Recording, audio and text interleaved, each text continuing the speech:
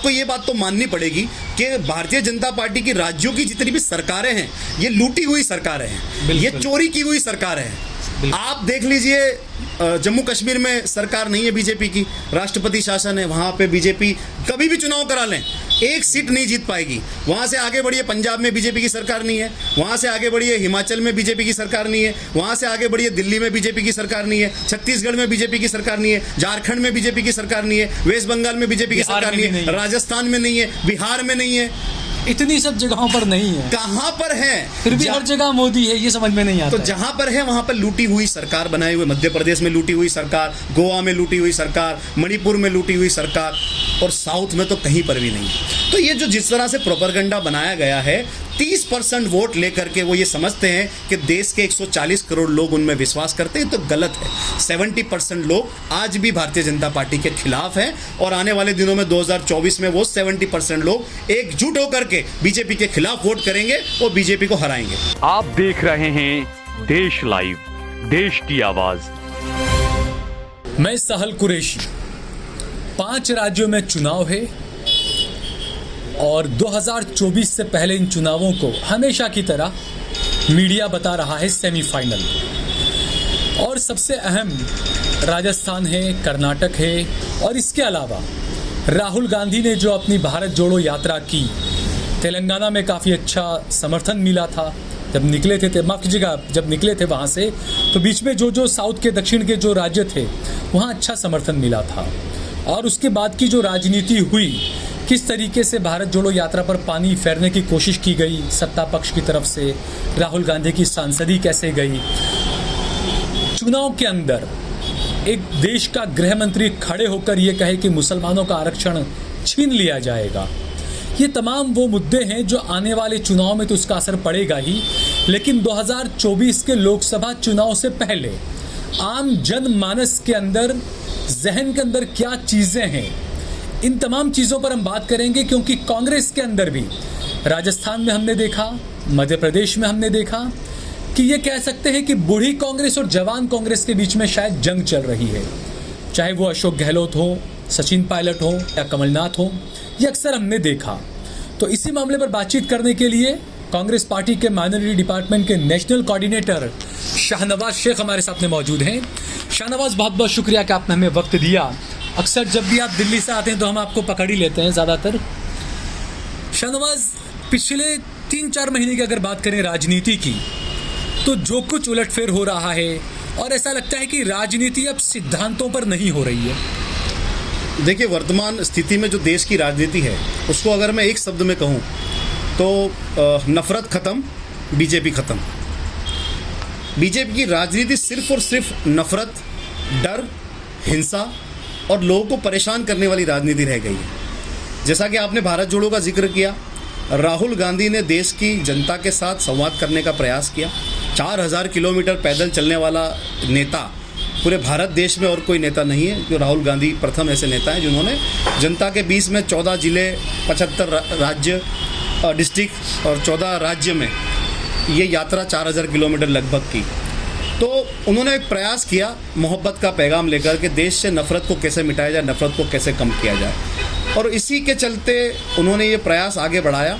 और उनको परेशान करने के लिए भारतीय जनता पार्टी के ट्रोल आर्मी, उनके प्रवक्ताओं ने, उनके नेताओं ने हर तरह के हथकंडे आजमाए। लेकिन राहुल गांधी डरने वाले नेता नहीं है, ना ही देश की जनता डरने वाली है। ये वही जनता है जिन्होंने आज़ादी की लड़ाई लड़ी, अपने बुज़ुर्गों को जेल में देखा, अपने बुज़ुर्गों को शहीद होते देखा और अंग्रेज़ों को लात मारकर देश से भगाया। ये वही जनता है। तो भारतीय जनता पार्टी ये समझ रही है कि देश की जनता को, राजनेताओं को डराकर वो अपनी राजनीति चलाएगी, तो ये मुमकिन नहीं है। ये देश सभी धर्म, सभी समाज, सभी संस्कृति का देश है। 140 करोड़ लोगों की जो आत्मा है वो लोकतंत्र में बसती है, और वो आत्मा ये कहती है कि किसी भी हाल में हम लोकतंत्र को बचाएंगे, और राहुल गांधी उसका नेतृत्व कर रहे हैं। वो किसी भी कीमत पर लोकतंत्र को खत्म नहीं होने देंगे। तो दूसरा, शाहनवाज, आपने जो कहा कि राहुल गांधी की जो भारत जोड़ो यात्रा थी, क्योंकि वाकई में देखा गोदी मीडिया को मजबूर होकर वो यात्रा कवर करनी पड़ी, क्योंकि सोशल मीडिया पे देखा कि ज़बरदस्त राहुल गांधी को समर्थन मिल रहा था। लेकिन बीजेपी पार्टी का और कुछ लोगों का ये कहना है कि जो भारत जोड़ो यात्रा थी, गुजरात के चुनाव के नतीजों ने बता दिया कि राहुल गांधी की यात्रा कोई काम की नहीं थी। देखिए, गुजरात चुनाव के दौरान हिमाचल में भी चुनाव हुआ। गुजरात में, जो कि भारतीय जनता पार्टी की ये लेबोरेटरी है, यहाँ से कद्दावर नेता जो भारतीय जनता पार्टी के यहीं से आते हैं, वो लगभग 30 साल से सरकार चला रहे हैं। टॉप टू बॉटम पूरी हायरार्की में भारतीय जनता पार्टी के लोग सभी तरीके से यहाँ पर मजबूती से अपना अड्डा जमाए हुए हैं। बिल्कुल। इसी दौरान आपको ये भी मानना पड़ेगा कि हिमाचल प्रदेश में भारतीय जनता पार्टी की सरकार थी, बुरी तरह से बीजेपी की सरकार वहाँ पे हारी है और कांग्रेस की सरकार बनी है। तो भारत जोड़ो यात्रा के दौरान जो राहुल गांधी ने प्रयास किया मोहब्बत के पैगाम का, उस पैगाम को हिमाचल की जनता ने समझा और हिमाचल में कांग्रेस की सरकार बनी। ठीक है, हम मानते हैं कि गुजरात में कुछ कमियां रही और वहाँ पर हम चुनाव नहीं जीत पाए। अच्छा, तो आपको क्या लगता है कि ये जो रहा, आपने बताया कि जो हिमाचल का और गुजरात का मामला, तो जो भारत जोड़ो यात्रा थी उसका असर क्या दक्षिण में पड़ पाएगा? क्योंकि दक्षिण में एक अलग तरह की एजुकेशन की तमाम जो राजनीति रहती है, लेकिन अमित शाह ने जो बयान दिया मुसलमानों को रिजर्वेशन को लेकर, और इसके अलावा ये कहा कि जो तेलंगाना की सरकार है उसका स्टीयरिंग असदुद्दीन ओवैसी के हाथ में है, तो कहीं ना कहीं हिंदू मुसलमान का बीज बोने की कोशिश की जा रही है दक्षिण में भी। ऐसे में कांग्रेस को लगता है कुछ वहाँ पर मिल पाएगा? देखिए, देश के गृह मंत्री बहुत जिम्मेदारी पद पर है, उनको बार बार इस तरह से छिछोरे बयान नहीं देने चाहिए। मैं बहुत सम्मान के साथ उनसे पूछना चाहता हूँ कि देश में पुलवामा जैसी घटनाएं बार बार हो रही है। अभी हाल ही में कुछ दिन पहले 4 जवान शहीद हुए, उन पर हमले हुए। इन सब की जिम्मेदारी कौन लेगा? देश में जो सुरक्षा के मसले हैं, चीन जो बार बार अरुणाचल प्रदेश में घुस रहा है, बार बार देश की जनता असुरक्षित महसूस कर रहे हैं, महिलाएं असुरक्षित महसूस कर रही हैं, हत्याएं, लूट, इस तरीके के खुलेआम चल रहा है पूरे देश में। तो इसकी जिम्मेदारी कौन लेगा? इसकी जिम्मेदारी गृह मंत्री की बनती है। आप उस पर ध्यान दीजिए। आप बार बार कम्युनल बात करके, हिंदू मुसलमान की बात करके लोगों को, हर बार आपके जो चुनावी जुमले होते हैं, वो चुनावी जुमलों से लोगों को आप बेवकूफ़ नहीं बना सकते। और ख़ास तौर पे जो आपने जैसा कि कहा कि साउथ के लोगों का हमने देखा कि बहुत ही समझदार और बहुत ही अपने कल्चर और अपनी भाषा और अपनी इंडिया की जो वैल्यूज़ है, जो मोरल वैल्यूज़ है, उसको समझने वाली जनता है। हाँ, क्योंकि भारत जोड़ो के दौरान काफ़ी वक्त आपने बिताया था साउथ में। मैं खुद भारत यात्री रहा हूँ, तो मैंने देखा कि सबसे ज़्यादा जनता जो उमड़ कर आई है, जो प्यार हमें मिला है, वो साउथ के लोगों से मिला। और मैं ये जिम्मेदारी के साथ और गारंटी के साथ कहता हूँ कि साउथ में जितने भी चुनाव होंगे, आने वाले सभी चुनावों में कांग्रेस पार्टी वहाँ पर चुनाव जीतेगी। कर्नाटक हम प्रचंड बहुमत से चुनाव जीतने जा रहे हैं। अच्छा, आपको जेडीएस क्या किसी की जरूरत नहीं पड़ेगी, आराम से हम सिंगल हैंडेड 150 सीटों से ज़्यादा चुनाव वहाँ पर सीटें जीतेंगे। और राहुल गांधी के नेतृत्व में, खड़गे जी के नेतृत्व में, सिद्धारमैया जी के नेतृत्व में, डीके शिव कुमार जी के नेतृत्व में कांग्रेस पर विश्वास जता रही है कर्नाटक की जनता। जिस तरीके से भारतीय जनता पार्टी के शासन में वहाँ पर भ्रष्टाचार हो रहा है, 40% कमीशन की सरकार बीजेपी की सरकार को कहा जा रहा है, चाहे वो येदियुरप्पा हो या बीजेपी के जितने भी लीडर हो, विधायक हो, सबके स्टिंग ऑपरेशन, सबके भ्रष्टाचार के मामले आज कोर्ट में चल रहे हैं और लोगों के सामने आए हैं। तो पूरी तरह से भ्रष्ट सरकार है भारतीय जनता पार्टी की कर्नाटक की, और 40% कमीशन की सरकार से वो सरकार पूरी तरह से जानी जा रही है और विफल है। मैं समझता हूं कि जिस तरीके से राहुल गांधी, प्रियंका गांधी और पूरी कांग्रेस पार्टी का नेतृत्व कर्नाटक में जो प्रचार हो रहा है और जनता का जो हमें सपोर्ट मिल रहा है, उससे मैं पूरी उम्मीद के साथ कह रहा हूं कि 150 सीटों के साथ हम वहां पर सरकार बनाएंगे। शनवत, जो जनता के सपोर्ट की जो बात आई, 2014 का जब इलेक्शन हारी कांग्रेस पार्टी बुरे तरीके से, तो एंटनी कमेटी बनी। एंटनी कमेटी ने कहा कि सॉफ्ट हिंदुत्व की तरफ कांग्रेस पार्टी को जाना पड़ेगा अगर सत्ता में आना है। उसके बाद कांग्रेस ने, ऐसा लगता है कि एंटनी की बात को मान लिया है। जब अमित शाह ने आरक्षण, मुसलमानों का आरक्षण छीनने की बात कही, कांग्रेस की तरफ से कोई बयान नहीं आया। और पिछले कुछ सालों से ये बात हो रही है, तो कहीं ना कहीं मुसलमान भी कांग्रेस को लेकर अब तजब्जुब में है। ऐसा लगता है कि मुसलमान भी अब सोच रहा है क्या करें हम अब। देखिए, मुसलमान, देश का जो मुसलमान है वो हमेशा लोकतंत्र में विश्वास करने वाला समाज रहा है, और उन्होंने आज़ादी की लड़ाई में बढ़ चढ़ कर हिस्सा लिया। और जिस किसी की भी सरकारें रही देश में, पूरी तरह से लोकतंत्र को हमेशा समर्थन दिया। अब मौजूदा स्थिति में भारतीय जनता पार्टी का खुलेआम जिस तरीके का रवैया है मुसलमानों को लेकर के, माइनॉरिटी कमीशन को ख़त्म किया जा रहा है, स्कॉलरशिप ख़त्म की जा रही है, वक्फ बोर्ड को ख़त्म किया जा रहा है, जिस तरीके के मुद्दे जैसे मदरसों को लेकर के, मस्जिदों को लेकर के, मुसलमानों का कल्चर और रिलीजियस जो मुद्दे हैं उनको लेकर के मुसलमानों को परेशान किया जा रहा है। लिंचिंग के मामले हो, सीए एनआरसी के मामले हो, तो ये तो जनता को पता है कि खुलेआम भारतीय जनता पार्टी का जो एजेंडा है, एक्चुअल में जो आरएसएस का एजेंडा है वो एंटी मुस्लिम एजेंडा है। तो कांग्रेस भी खुलेआम समर्थन क्यों नहीं करती है मुसलमानों का? देखिए, आप समझिए कि ये सारे जितने भी मुद्दे मैंने आपको बताए, इन मुद्दों पर सबसे ज्यादा मुखर तरीके से अगर किसी ने आवाज उठाई है, प्रियंका गांधी, राहुल गांधी, कांग्रेस के सभी नेतृत्व ने पार्लियामेंट में, चाहे इमरान प्रतापगढ़ी सांसद हो, चाहे वो खड़गे जी हो, सभी मुद्दों पर हमेशा किसी ने अगर आवाज उठाई है तो कांग्रेस ने ही आवाज उठाई है। और कांग्रेस पूरी ईमानदारी के साथ सभी समाज को साथ में लेकर चलने की बात कर रही है। आज हम राजस्थान में सरकार चला रहे हैं, छत्तीसगढ़ में सरकार चला रहे हैं, हिमाचल में सरकार चला रहे हैं। आप बताइए, भारतीय जनता पार्टी किसी प्रदेश में 500 रुपए का सिलेंडर दे रही है? हम 500 रुपए का सिलेंडर दे रहे हैं बॉस। राजस्थान में 500 रुपए का सिलेंडर गहलोत साहब की सरकार दे रही है, कांग्रेस की सरकार दे रही है हिम्मत भारतीय जनता पार्टी में कि देश के गरीबों को, देश की महिलाओं को और जो मध्यम वर्ग के जो परेशान है महंगाई से, उसको राहत देने के लिए कोई एक प्रदेश में 500 रुपए का सिलेंडर दे करके बताए? है हिम्मत लोग देश की जनता को राहत देने की? नहीं है। तो बार बार मैंने जैसे शुरुआत में आपने जब चैनल इंटरव्यू स्टार्ट किया, मैंने कहा नफरत खत्म, बीजेपी खत्म। ये तो आप जैसे यूट्यूबर्स, आप जैसे चैनल के लोगों को मैं धन्यवाद देता हूं, सलाम करता हूं कि जिन्होंने भारत जोड़ो यात्रा की शुरुआत में ही इतना जबरदस्त समर्थन दिया। आपके जैसे साथी इतने मुझे वहां पर मिले, बहुत सारे पूरी यात्रा को कवर किया, पूरी यात्रा में वो भी यात्री की तरह रहे। और जिस तरीके से ये यूट्यूबर्स ने दबाव बनाया और चैनल पे मेन स्ट्रीम मीडिया पर, और मेन स्ट्रीम मीडिया को भी वहां पर भारत जोड़ो यात्रा को कवर करने के लिए आना पड़ा। तो देखिए, हर कोई मोहब्बत की बात समझता है। आप देश के किसी भी धर्म, किसी भी समाज, किसी जाति को उठा के देख लीजिए, हर कोई, हर धर्म, हर किताब मोहब्बत की बात करती है। हर विद्वान, हर गुरु, किसी भी विद्वान की बात उठा के लीजिए, किसी भी युग पुरुष की बात उठा के देख लीजिए, सब ने मोहब्बत की बात की है। तो देश पुरुष का छोड़, लेकिन महापुरुष की तो बात ही अलग है। महापुरुष तो अलग ही अपनी, देखिए, सबका साथ, सबका विकास, सबका विश्वास, ये भी चुनावी जुमला है। इनको सिर्फ चुनावी जुमले आते हैं। मैं तो देश की जनता को आपकी चैनल के माध्यम से ये बताना चाहता हूं कि मेहरबानी कर 1 महीने के लिए टीवी चैनल देखना बंद कर दीजिए। आप न्यूज़ चैनल के प्रोपेगेंडे से बाहर आइए।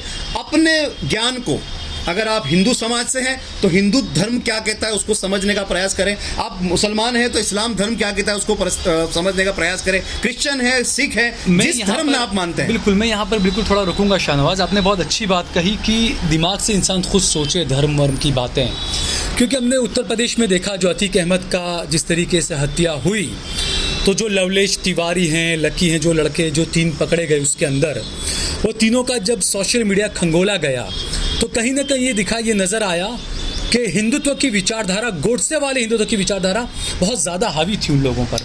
देखिए, आप यानी इसी तरीके से दंगाई बनाया जा रहा है यूथ को, युवाओं को। बहुत गंभीर बात आपने कही और बहुत ही महत्वपूर्ण मसला है।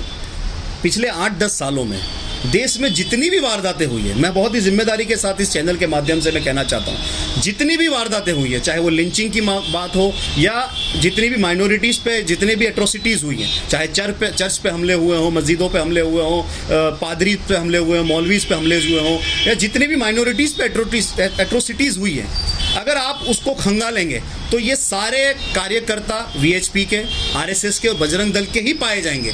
इनका हिंदू समाज से कोई लेना देना नहीं है।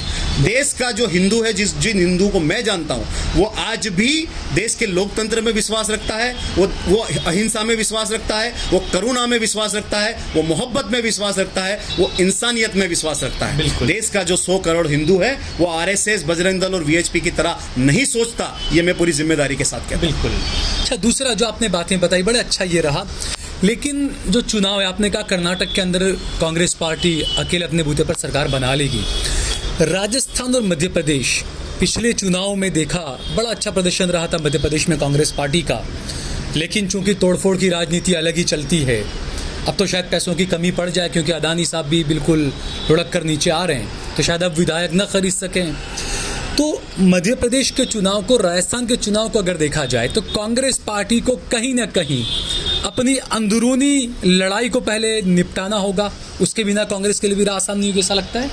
देखिए, कांग्रेस की लीडरशिप ने भी ये समझ लिया है कि एक होकर लड़ाई लड़नी पड़ेगी।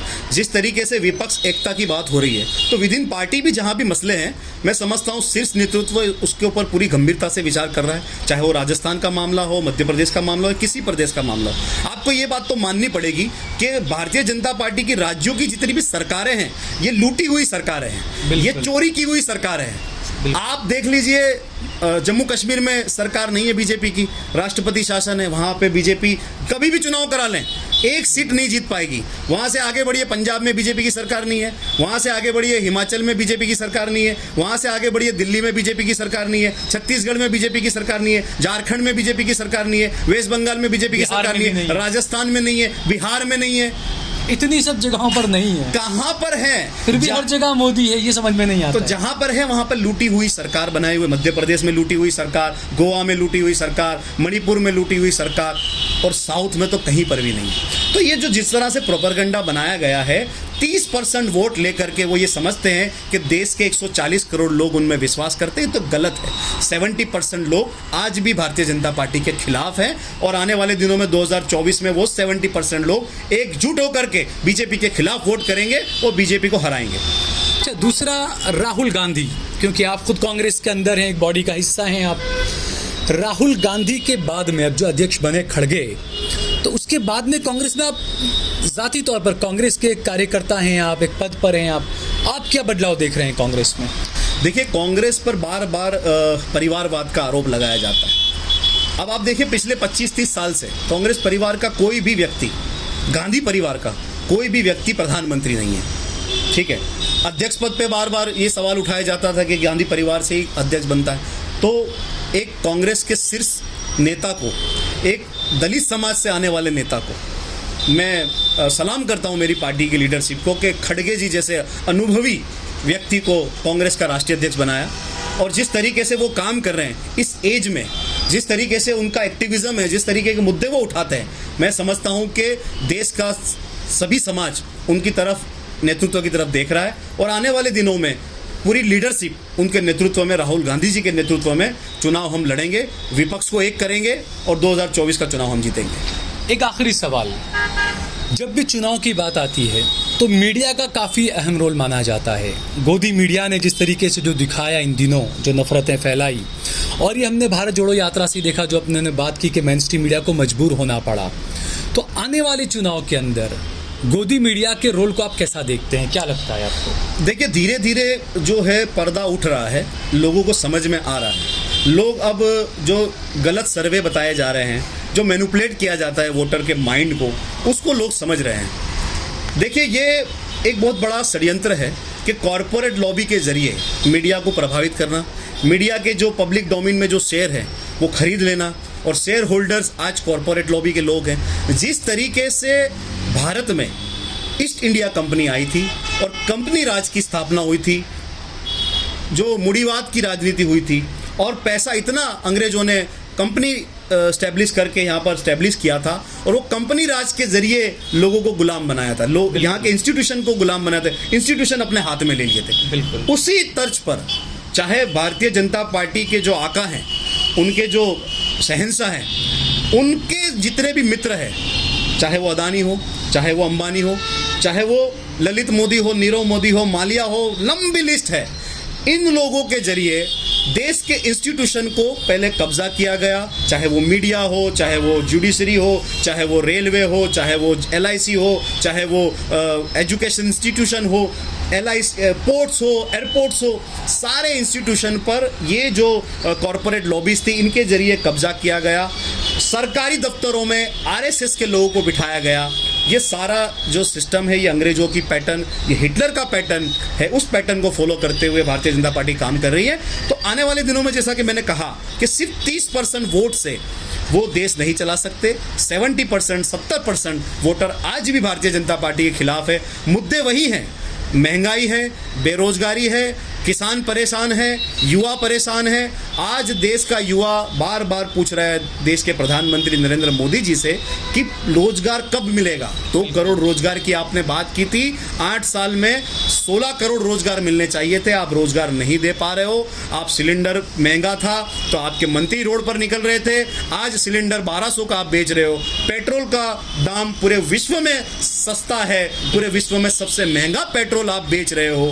आप देश की जनता को लूट रहे हो महंगाई के नाम पर। तो जो देश के मुद्दे हैं वो तो अपनी जगह पे है और उस मुद्दों पे हम लड़ाई लड़ेंगे। जो आपने कहा शाहनवाज के 30 और 70 के 70% जो है, लेकिन वो 70% भी परेशान है क्योंकि ममता बनर्जी कुछ कह रही है, नीतीश कुमार कुछ कह रहे हैं, राहुल गांधी ने मुद्दे अच्छे उठाए, गरीबों से जुड़े हुए, जनता से जुड़े हुए, अदानी का मुद्दा और गरीबी का मुद्दा। लेकिन इन तमाम मुद्दों पर आपके खुद के समर्थन में जो रहे शरद पवार, वो खुद पानी फेरने में लगे हैं। वो कह रहे हैं नहीं, अदानी का विरोध नहीं करना चाहिए, वो अदानी से मुलाकात कर रहे हैं और बताया जा रहा है कि महाराष्ट्र में कुछ सत्ता परिवर्तन भी हो सकता है अभी। देखिए, आप ये समझिए कि 2024 के चुनाव में संदर्भ में अगर हम बात करें तो ये बीजेपी वर्सेस कांग्रेस का चुनाव रहेगा।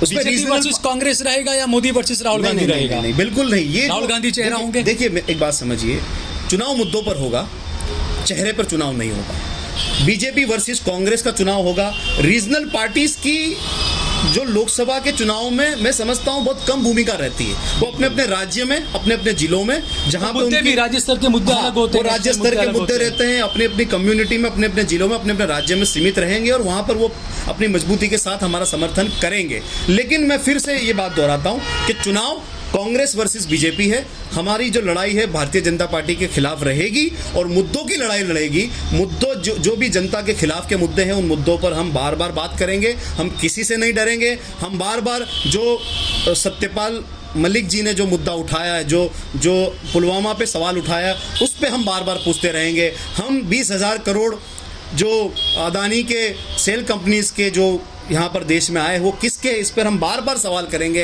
हम ये सवाल करेंगे कि देश में महंगाई कब कम होगी। हम बार बार ये सवाल करेंगे कि काले कानून जो किसानों के आपने बनाए थे उसका आज भी आपने इम्प्लीमेंट नहीं किया। आज भी किसान जो है परेशान है। युवा को कब रोजगार मिलेगा, महिलाओं को कब राहत होगी, देश में राहत कब मिलेगी। जब आप कह रहे थे कि अच्छे दिन, तो कब आएंगे अच्छे दिन, हम इंतजार कर रहे हैं। तो आप मुद्दों पर बात होगी, हर बार आपसे सवाल किया जाएगा। ठीक है शाहनवाज, बहुत बहुत शुक्रिया हमसे बात करने के लिए।